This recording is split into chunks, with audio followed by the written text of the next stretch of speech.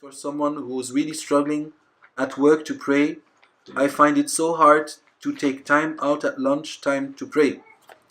I know I am sinful, but what do I do? Imam al-Ghazali rahimahullah azza wa jal, when you look at his Ihya al-Muddin, you see that he always talks from three dimensions. He always approaches a sin or a good deed from three dimensions. One is the knowledge of that deed and how important it is to do it or to leave it. Then three, what the results are. And then two, what the results are. And three, what the symptoms are. Now, so we have to look at it from each dimension. So the knowledge, which is very important, is that prayer is not an option. Prayer is not an option. Prayer is a duty. It is obligatory.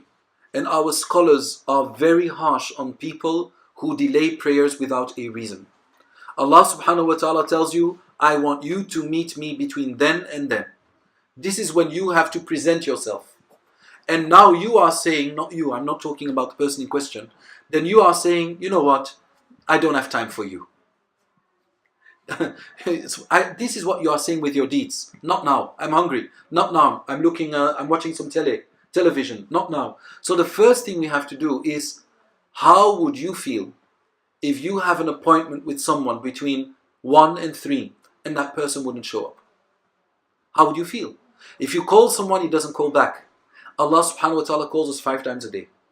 So how will you go back with your prayer? That's the first thing. Second thing is that you have to know that the Messenger sallallahu alaihi wasallam said the first thing that Allah will look at on the Day of Judgment is your prayer. And if your prayer is not intact, you come with some prayers that you didn't pray, Allah doesn't look at any other deed. One prayer missing, some scholars say. One prayer is missing? No. How do you want to be rewarded? It's like you go to a bank and you said, I want some interest. He says, how can you get interest? You're under zero. You're 100 minus 100. You won't get any interest. You will have to pay interest. So now your salah is status quo. Yani you have zero. And only then you will be able to grow. So on the Day of Judgment, if you come with lack of prayers, Allah will not look at the rest of your deeds. And making up prayers is a fard according to all the madahib. All the madahib agree. Making up your prayers, even if it is 20 years, you have to make it up. And the example we gave was, imagine yourself, someone has to pay you back £500.